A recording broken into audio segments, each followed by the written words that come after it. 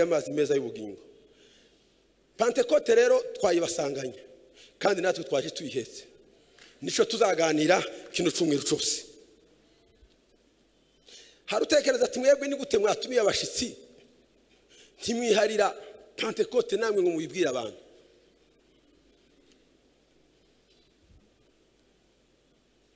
Dukurikije amadini imihango y'amadini dushobora kubitekereza gutyo. Ariko idini ririca.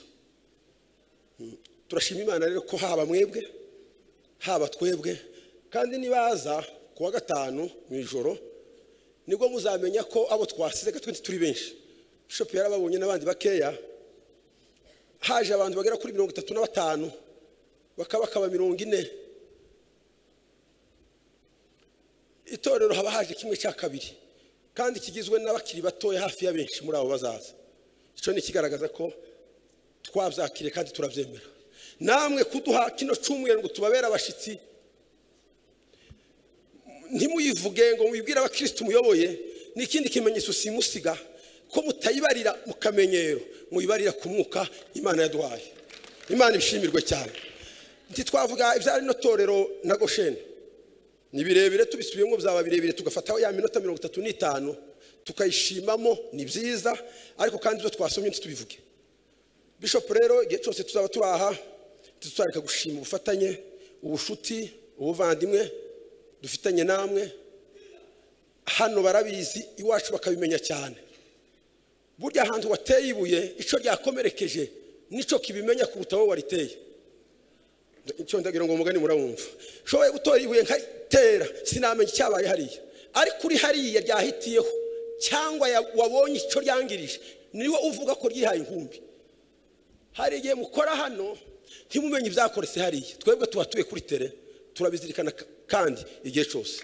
Hamwe n'ibyo mwese ubuyobozi bw'itorero wewe na Bishop erego niko bimeze burya umuyobozi atabishatse habe nubwo mwagira ishyaka ntaho mwabinyuza. Hari umunyabwenge wavuze ngo umuyobozi agira agaciro gakomeye cyane ngo uramutse ufashe igisirikare kigizwe n'intare ariko ngo kiyowe n'intama ngo cyastindwa n'igisirikare kigizwe n'intama ariko kiyowe n'intare. Sinzi ko mwabyumvisha. Hakaza umutwe w'igisirikare ugizwe n'intare gusa ariko komanda ikaba intama.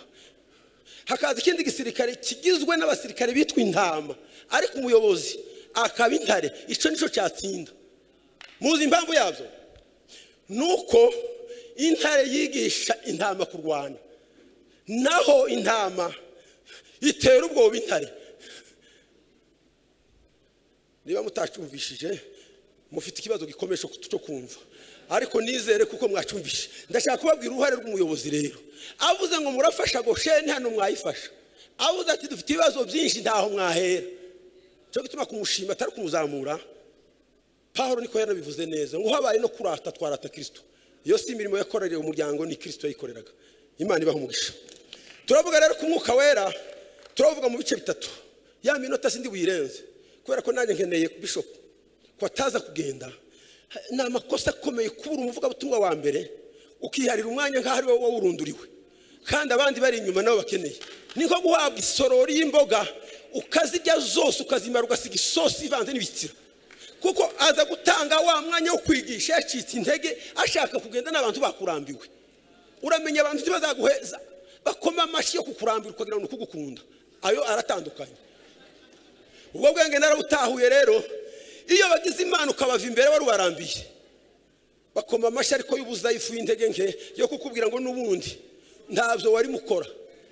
Ubwo bwenge rero narabutahuye muri iminsi ya nyuma ndimo saza. Niyo minota 30 isigaye kandi niyo dukoresha tuze kurangiza. Turavuga ngo umwuka wera ni Imana. Ni Imana yuzuye. Dusomye inkuru hano mu gitabo cy'ibyakozwe n'intumwa. Ubundi byakozwe n'intumwa mu Gifaransa mbere suku byitwaga. Ibitabo byinshi byagiye bihabwa titre murayumva. Ariko bamaze gusoma ibiri muri cya gitabo abantu buzuye umwuka wera bakabiha titre. Bakabaha ijambo rya titre niki umutwe. Imana igumugisha. Ibyakozwe n'intumwa rero suku byari byitwa mbere. Babyitaga mu Gifaransa Ce sont les œuvres du Saint-Esprit à travers les apôtres. Ni imirimo y'Umwuka Wera ariko yanyujijwe mu ntumwa. Les œuvres du Saint-Esprit à travers les apôtres. Ariko baje barabihina babyita les actes des apôtres. Ariko ce sont les œuvres du Saint-Esprit à travers les apôtres. Nagenekeje gusobanura. Ibitabo byinshi pour la meilleure commodité kugira ngo bize kugira injyana nziza babiha gatite. Kigitabo cy'Abaheburayo ruya rwandiko. Kirwigeze rwitwa ngo Abaheburayo. Ahubwo abanditsi barwo bamaze gusoma ibiri bimo ngo basanze rufite ibintu bigera kuri 4. Icyambere ngo rwavugaga gusa amateka y'Abayuda ari Abaheburayo. Icyakabiri ngo kikavuga amateka yabo. Amateka y'Abayuda kikavuga n'idini ryabo. Icyagatatu ngo ntiryavugaga cyavugaga umunyamahanga. Icyakane ngo nticyavugaga n'imihango n'imigenzo yabo. Nimukurikira hano. Asifiwe sana. Bagisomye bati iki gitabo kivuga idini ry'Abayuda, kikavuga amateka y'Abayuda, tikivuga abanyamahanga, tikivuga imigenzo n'imihango y'abanyamahanga nica Abayuda. Bacita ngo n'urwandiko rw'Abaheburayo. Mbere nta titre. Nubundi ibyanditswe byera byose byahumetswe n'Imana. Ngo bigira umumaro w'ibintu 4. Icyambere ngo nukutwigisha. Icyakabiri nukudutunganya. Icyagatatu ngo nukutwemeza ibyaha. Icyakane ngo nukuduhanira gukiranuka. Kugira ngo umuntu w'Imana abashitse afite ibimukwiriye byose bimuhesha gukora imirimo yose y'imyiza y'Imana. Rero twasomye igice cya 5 umurongo wa 3 n'uwa 4. Intumwa zasangiraga ibyazo. Umuntu akagurisha ibye akabizana mu rusengero. Twigeze kugira umwuka turi Lubumbashi. Umuntu wigira Lubumbashi hano arabizi. Wo mugo utsangiye ubwoko nanje. Wabaye Lubumbashi arabizi. Iyo amafaranga yazaga mwabaga mufite amageto yihariye y'amazu yanyu. Amafaranga yaza mukabaza mugakemura ibibazo by'abanyeshuri bose muri rusange. Ayandi yaza bakakwishura ayandi yawe cyangwa bagakemura ibibazo byawe. Ico cyabayeho. Twasaga natwe n'intumwa. Ababaye kuri Kasapa barabizi. Ariko byarahindutse ubu ngubu. Niko n'intumwa byagenze. Umugabo witwa Ananiya abwira umugore ati dore ko wigenje menshi. Sha uyu munsi ubu ibintu byarahindutse. Nukureba urugo rwawe byaba ngombwa ukareba urwaso rwo ukarurebesha uturakaraka. Witonde ku bintu byacu. Tugurisha isambu ko ugira umunwa muremure uzavuga ayo twagurishije. Niko bibaye mu miryango. Umuntu ajya abwira abana ngo ndaryamye nibaza kundeba babwire ko ndahari. Akabyukana Bibiliya kandi yatanze ayo mabwiriza ku bana. Ni nko kwiba ubahetse. Wamara ukabwira ngo ubwizi ni bubi. Kiyagira uvuga ko ndaha. Aba n'abantu uri mubwira. Warangiza ukabona bakizwe. Wakijira ukareba ko bakomeza kudakizwa. Ndashaka kuvuga iki rero ngo ageraho intumwa zari ziri cyane cyane Petero azanye ibiguzi bidashitse. Hahandi twavuze umwuka wera n'Imana Petero yamurondoye. Muri nivyo niko yavuze ndondorero y'umutima niwo ushobora kugaraga zibirimo mu bwisho bwawo kandi umenye byo nibwira n'imigambi yanjye nibimbamo binyanduza bikayirimohe nibimbamo binyanduza bikangirimohe mbugutera kandi uture ingamba zivemo umbinduri cyuma cyawe uhorungoresha maze nkwikubita imbere bishorerwe bose yuko Imana ari rutagira ingano. Haleluya. Ngo ahagere aravuga ati ndakurondoye. Ese uriya muri iriya sambu yanyu mutari mwayigurisha yari yanyu? Ese mumaze kuyigurisha bwo hari umuntu wabasatse? Atoya. Hari wabateye? Hari ubushakashatsi bwakozwe ku mafaranga mubitse mu nzu? Hari watanze bordero yanyu mwayabikiyeho nimba bari bayabitse wenda kontinti zana habaga na za banki? Ariko se hari wabateye mu rugo babwira ngo mwagurishije? Batoya. None se ko byari byanyu kuki ubesha? Waramubwira ngo genda bagushingure kandi ntigeze amuniga. Hoye nukuri habe na Mose yaguye mu bikombe by'umusozi wa Mowabu, Imana ntiyamunize, nta kandoyi yamutsizemo, ntiyamuteye amapingu, ntavi yamupfukamye mu munda, nta mugeri yamuteye. Yaravuze ngo genda gusupfe. Bibiliya tubwira ngo Mose ngo yaragikomeye, ngo amaso yiwe atarabe ibirori, ngo yaragifite imbaraga zose z'umusaza wigenga. Ariko agwa mu mpinga nako mu bikombe by'imisozi ya Mowabu. Ariko ngo amaze guhagarara ku mpinga y'umusozi wa Pisiga, waterera ijisho areba hakurya ya Yorodani, abona hakurya ya Lebanon. Aravuga ngo ntiwanyihanganira ngo nzagere muri kiya gihugu.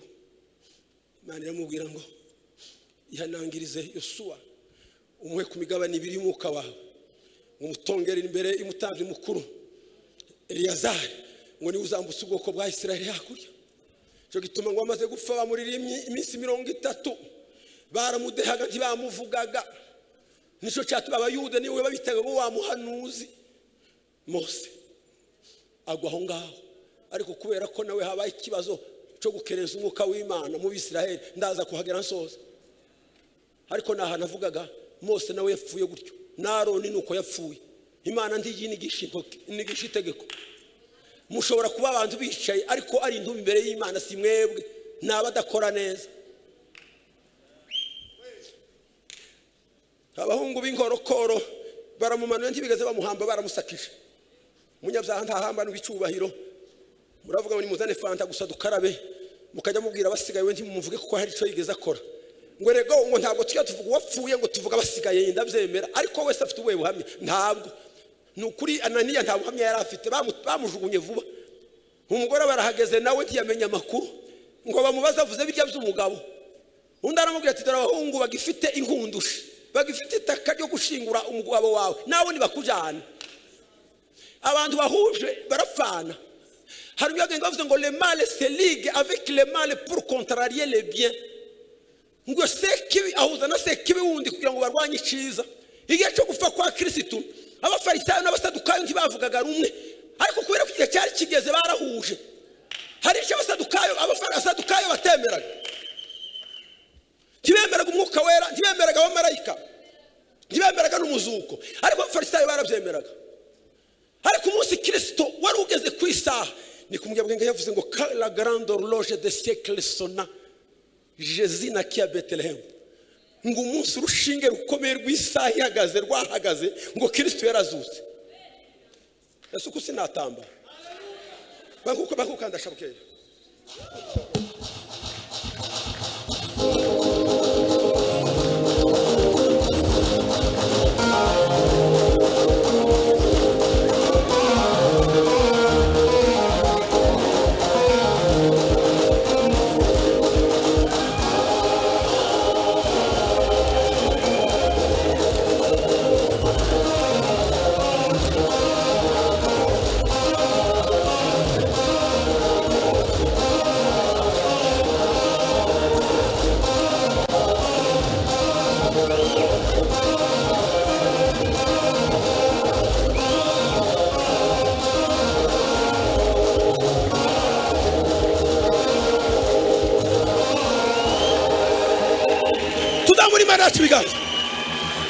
Hallelujah. Tuzamuri mana chibiganza. Hallelujah.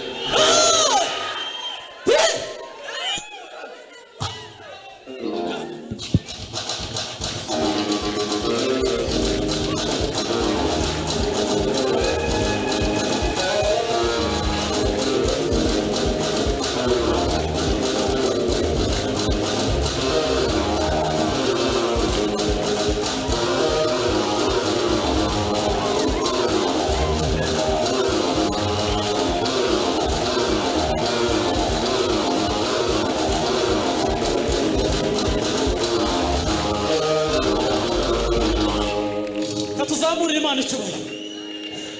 Bwana asifiwe. Ibi bintu nari nabirose.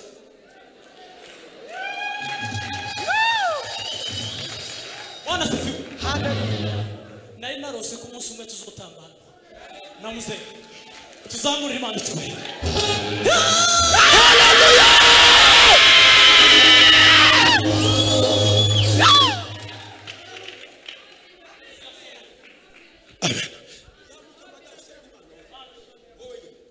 Thank you.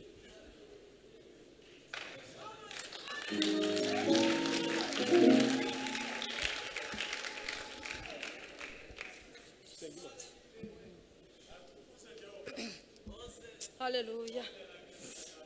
Uwiteka Imana yacu, Imana nziza, Imana ikomeye, Imana ikiranuka muri byose, ibyiringiro bizima, uwera wa Isiraheli.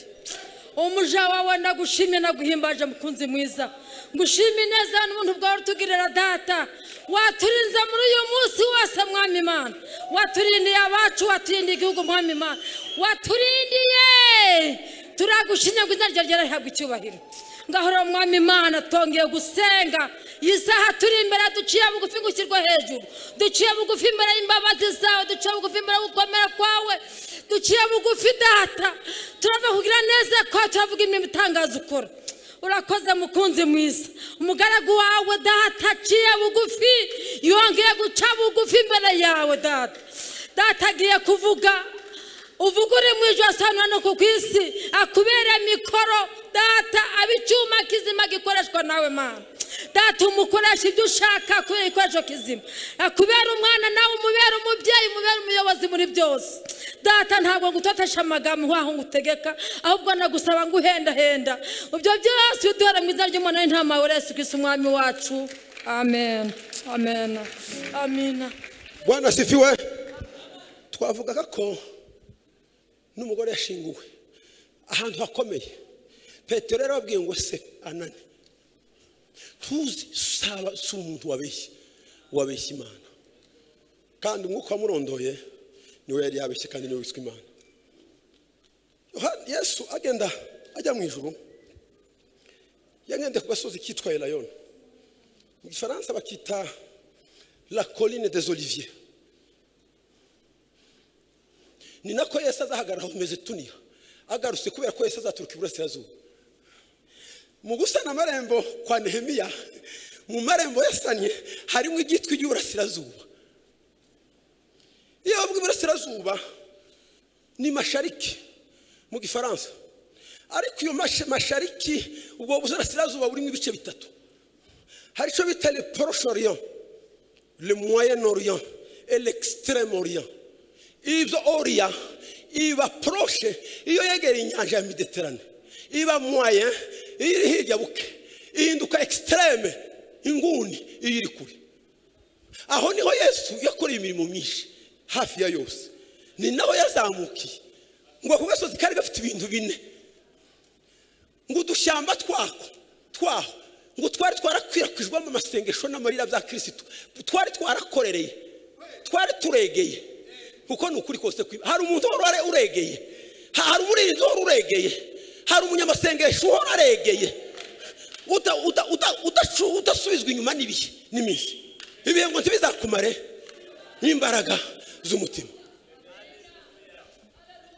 Domo katika imani. Ngo naho Yesu yasengeraga, ngo yamara byabana ngombwa, ngo akarira. Niho yaririye umunsi yarahetswe n'indogobe n'icyana cyayo, ndakigera aho ngaho. Aha kabiri, ngo mu gikombe cyako gasozi, ngo nico cyarimo agashyamba ka Getsemani. Umurebye aravuze ngo mwanya mu Getsemani ngo sinzawibagirwa, ngo ubwo wabiraga ibyuya ngo bisa n'amaraso, ngo wari mu biti nijoro, ngo kubw'ibyaha byanje ngo byaragushenjaguye pe, urubanza rwari urwanje. Ngo nubona ko kwibagiwe Yesu uzanyibutse bya byuya byawe wabize kubwanje.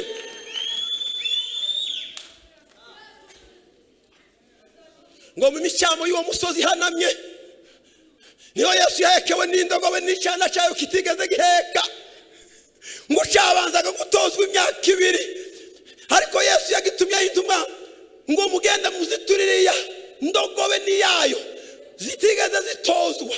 Iyo Imana igukunda ntakiri kirumbi kubaza, ipfa kuba yaguhamagaye ijwi wumva no mu mvugo watahuye icyo gihe ukitaba.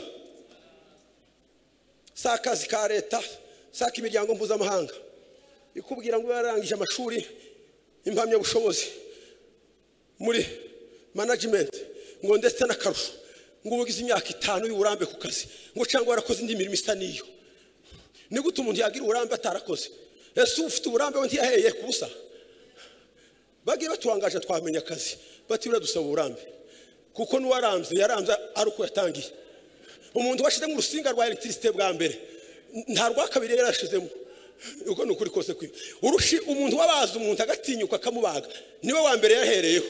Yaje kubaga bakurikiye ari uwo kandi uwo ntiyabaye igitambo akenshi akunda no kubitsinda neza kuko abagifite ubwoba. Ahubwo yamaze kumenyera nibwo atanga ibinini arangaye.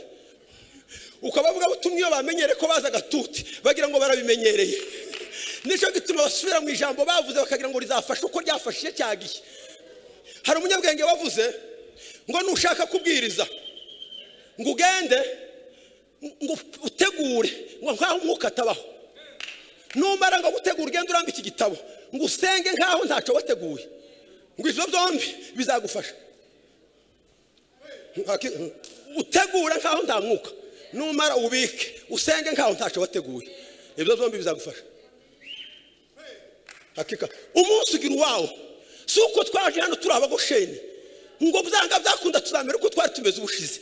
Keretse twagusabye natwe twanahinduye nico gihe tuzabona resultat twifuza, ariko ntizizasa igihembwe cya mbere n'icya kabiri nk'ibisa iyo utakoresheje imbaraga zingana. Icyo mucumve neza tuzamura Imana yacu ibiganza. Haleluya. Nihuta hasigaye sincèrement iminota 10 niyo gusa kuko nigera saa moya n'iminota 5 aho nzaba ngejeje ndamiriraho cya karongo sinenda gusoza. Nababwiye ko Pawulo atabishoje, nababwiye ko Yesu atabishoje, ariko nticyatumye atavuga Yesu ngo data ungarurire cya cyubahiro nahoranye ngo ijuru n'isi bitari byabaho ngo kuko narangije gukora umurimo wampaye. Yaravuze ngo data we ngo nyubahirije cya cyubahiro nahoranye ijuru n'isi bitari byaremwa ngo kuko narangije umurimo wampaye gukora. Yari yazuye abapfuye bose se inzi 4 cyangwa 3. Uko nukuri kw'Imana z'umukobwa wa Yahiro kamenya umwana mufakazi w'Inaini siko bimeze. Suko bige kamenya Lazaro we Betania mu myaka yiwe ya nyuma ndetse si n'imyaka n'ibyumweru n'ibyo Pasaka ya nyuma yakoze. Bijya bivuga ngo abantu bagiye muri Pasaka ya nyuma ngo ntibari bafite amasiko ya Yesu cyane ngo kwarukure uwo yazuye. Amateka akavuga tradition ngo bishoboka ko ari Lazaro wari utwaye indogobe yatwaye Yesu ngo abantu bose bashagaye bati nindu yizanye ni wawundi yazuye, ariko yarongeye arapfa. Naho Yesu niwe muganura basinziriye. Atukuzwe, ahimidiwe, ashangiliwe, aonekane, atawale. Imana n'umwuka kuri ako gasozi ngo mu mizi yako. Narimvuze ko Yesu yahese mu cyamba yaheswe n'indogobe n'icana cyakitse guheka. Mu mizi niho hari Betania kwa Lazaro n'abashiki ngo iyo yahageraga ine parle jamais en parabole ngo yaricaraga akavuga ngo usi umuntu ageze ku nshuti yiwe ajya yiruhutsa umuruho kugeziwe kundi gituma umuntu waba heza suko harira byiza suko agira igitanda ciza n'ibiryo nuko agira uburenganzira busesuye. Nuko nukuri koze kwiyo kuryo nico gusa nico gituma n'umukene atakwifuza gukomeza kuba umushitsi kumukire. Aranga inyama ariko hari atemero kugera, hari n'amajambo adakwiye kuvuga bya ibindi bimugarura bita limite nibyo bituma agaragara ko atari iwe. Ariko iwawe ukarya ibishyimbo bivanze n'amashu byanaraye, ariko bitanga itegeko kuruta brochette wahawe kuko urazijyana cyambere umururumba cyangwa isoni nutarya nyinshi urarekeraho. Ariko umuntu afite freedom. Yesu yari afite freedom kwande kwa Lazaro n'abashiki. Yarababwira ngo ndi Yesu w'i Nazareti nzamara imyaka 3 kandi nzapfa ariko nzazuka zirehereza bose. Abandi akababwira ngo ndi umutima wamanutse uvuye mu ijuru ngo ndi umwungeri mwiza uko se nuguke. Hari abungeri benshi b'Abayuda baragiraga intama, kandi umutsima wari umugati n'icyo cyo kurya cyaribwaga mu burasirazuba. Nticyari gitangaza kuvuga umutsima, umuntu wese yarawucumbaga kuko kwa kawunga. Umuntu yobeshesha abandi ngo ni kawunga. Ariko yagera kwa Lazaro naho niho yavugiye aya magambo. Ndashaka kubabwira ko Yesu yagaragaye umwuka wera, ari umwuka w'Imana, ariyo Mana, yagaragaye mu myuka itatu. Iyo bavuze umwuka w'Imana, bakavuga umwuka wera, bakavuga umwuka w'Uwiteka, byose birasobanura kimwe. Naho ngiye kurangiriza mu minota yanje 7. Turahera ku mwuka w'Imana. Isitari yari musodwe mwitangiro tifite umwanya rimwe no kuri kabiri, ngo yariho ubusabusa, ngo ari ku mwuka ngo w'Imana, ngo yagendagendaga hejuru y'umuhengeri. Reka nkubwire uko turi ubusabusa, ariko uyu mwuka w'Imana turiho. Uko n'ukuri n'umwuka wanyise muyoboke, kubera ko njya nikabakaba nkareba ibyo tunzi, sinenda kwisebya, ariko kandi sinitangaza nk'utunzi ibiza gusabwa.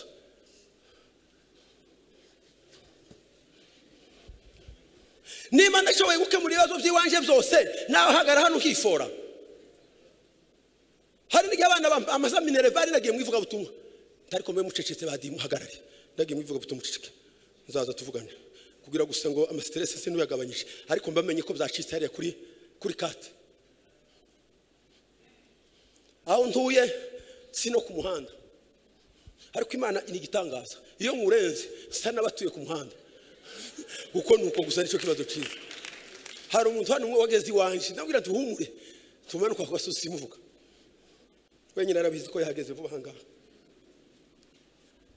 Aratondagira no mu wanje neza, atinje kukuramutsa.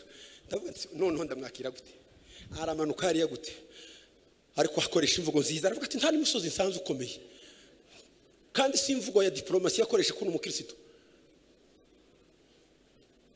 Umwuka w'Imana ni utuma ibisa n'ibidahari bibaho. Ubusabusi iyo ufite umwuka wera, umwuka w'Imana bibaho. Muyoboke udafite izina ry'igihangange, batazabonera kuri plaque y'imodoka imeze neza, batazanaranga ati iriya nzu iri hagati y'izindi ndende, ifite amabati wiyogo, ifite igipango cyiza, gifite soneri. Si ibyo bazandangaho, ariko bazavuga ngo mutumire muyoboke. Nta kindi, ni umwuka w'Imana. Iyo umwuka w'Imana kuriho, ibisa n'ubusabusa bihinduka ibifatika. Hakika ya Mungu. Umwuka w'Imana waravuzwe igihe cya Yosefu. Tacho yari afite karagahungu kambaye amakanzu 3, ngo kambaye rimwe rirya bakambuye barakagurisha, barisiga amaraso baza kuri kabikisha. Uko hari kanzu wambaye ryo kukubika, ariko kandi ukiriho, ngo ibirenge byavuze ko yapfuye, ngo nizo byavuze ko ariho.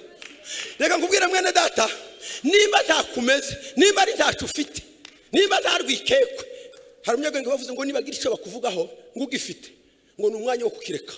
Ngo ariko nimba nta bakubesheye, ngo si wowe bavuze.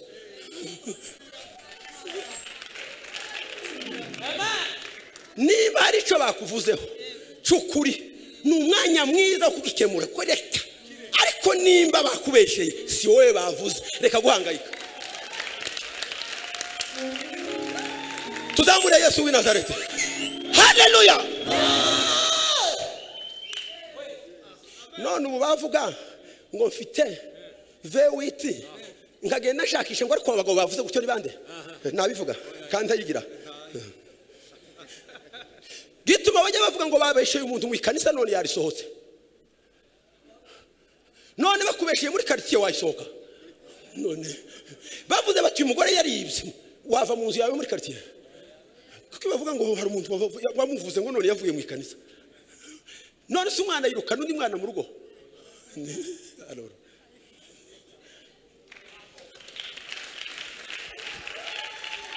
tuzamura Imana yacu ibiganza. Haleluya.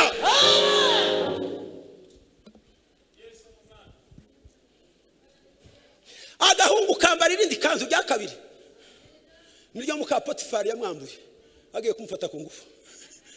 Hari icyo ugomba gusiga, hari icyo wowe kubw'ubutware bw'Imana, hari icyo ugomba.